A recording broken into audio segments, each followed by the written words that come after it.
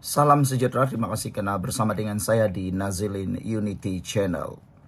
Rundingan sulit PRN Sabah dikesan. Pemenang sudah ditentukan. Ulasan kali ini pasti penuh dengan suspense dan pastinya penuh dengan tanda tanya kepada kita semua. Apakah rundingan yang sudah diatur itu? Dan sebenarnya betulkah pemenang PRN Sabah sudah diketahui lebih awal?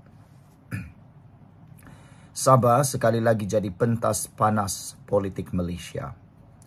Kabar angin bertiup kencang.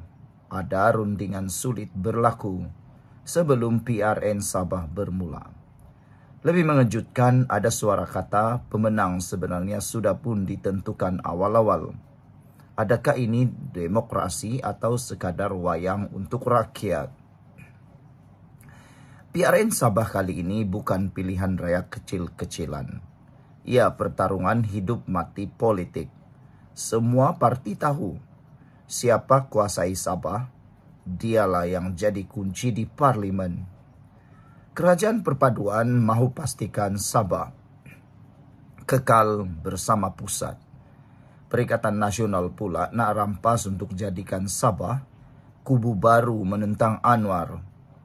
Jadi logiklah kalau kita dengar ada rundingan sulit. Sebab PRN Sabah akan menentukan arah politik Malaysia 5 tahun akan datang. Rundingan sulit apa yang sebenarnya kita ketahui? Desas-desus mengatakan ada mesyuarat tertutup melibatkan beberapa tokoh besar Sabah dengan pemimpin pusat. Ada yang di hotel mewah, ada yang di luar negara, semuanya kononnya berjalan senyap. Kononnya ada perjanjian agihan kerusi, parti mana boleh bertanding di kawasan mana, siapa jadi calon ketua menteri, malah siapa yang akan dikorbankan. Ini bukan kabar kosong. Kita pernah lihat hal sebelum PRN lalu. Hal sama ini pernah berlaku. Bila tiba-tiba ada lompat parti, ada gabungan mengejut, rakyat pula jadi terpinga-pinga.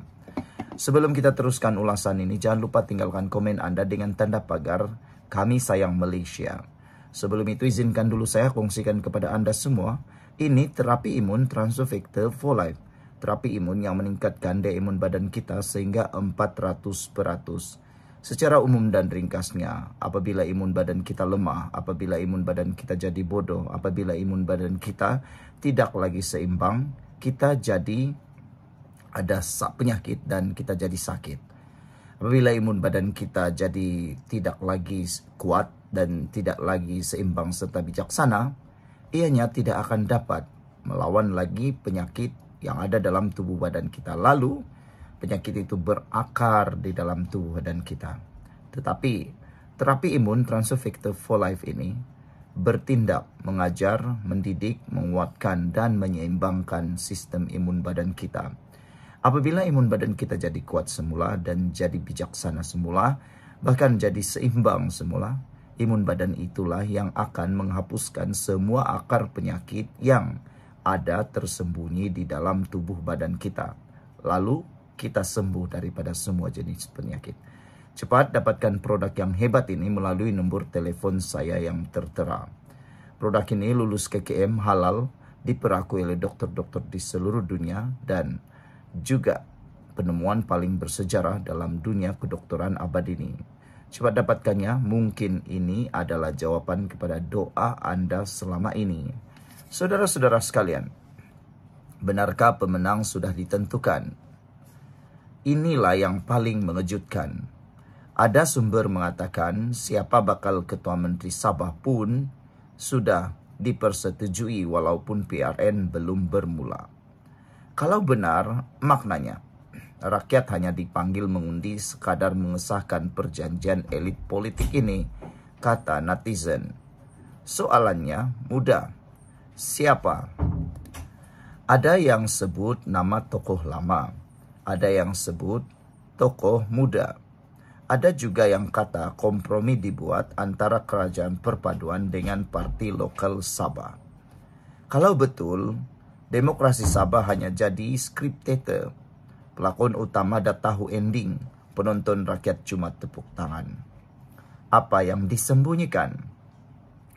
Kenapa rundingan ini sulit? Sebab mereka tahu rakyat akan marah kalau nampak PRN ini cuma permainan kuasa. Bila rakyat ditipu dengan janji manis, tapi pemenang dah dipilih, kepercayaan akan runtuh, demokrasi jadi kosong. Soalnya, adakah SPR tahu? Adakah kerajaan pusat tahu? Atau semua ini sebahagian dari strategi mengawal keputusan supaya Sabah tak terlepas ke tangan lawan? Kalau benar ada pemenang ditentukan awal, implikasi besar kepada Sabah dan Malaysia. Sabah akan terus dipandang rendah. Manakala orang Semenanjung fikir Sabah ini boleh dikawal ikut skrip, sedangkan rakyat Sabah mahu suara sendiri, mahu pemimpin yang lahir dari hati rakyat, bukan hasil rundingan bilik hotel. Benda ini juga beri kesan kepada kerajaan pusat. Kalau isu ini bocor, kepercayaan terhadap sistem pilihan raya Malaysia akan jatuh. Pembangkang boleh jadikan peluru. Kerajaan pula kena bekerja keras untuk buktikan PRN Sabah masih sahih. Jadi saudara-saudara sekalian, persoalan besar, adakah rundingan sulit ini benar-benar berlaku? Adakah pemenang PRN Sabah sudah pun ditentukan?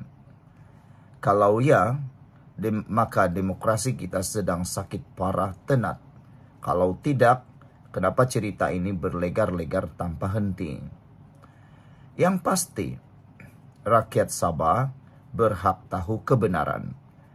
Jangan jadikan mereka sekadar pelakon tambahan dalam drama kuasa. Sabah patut tentukan hala tuju sendiri. Kamu semua sudah nilai sendiri.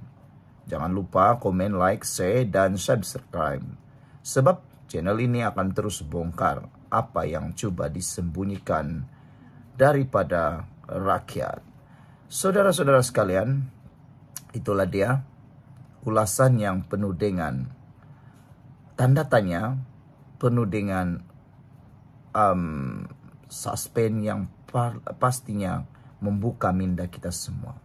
Diharapkan tiadalah berlaku seperti ini, yaitu rundingan sulit dan pemenang sudah ditentukan.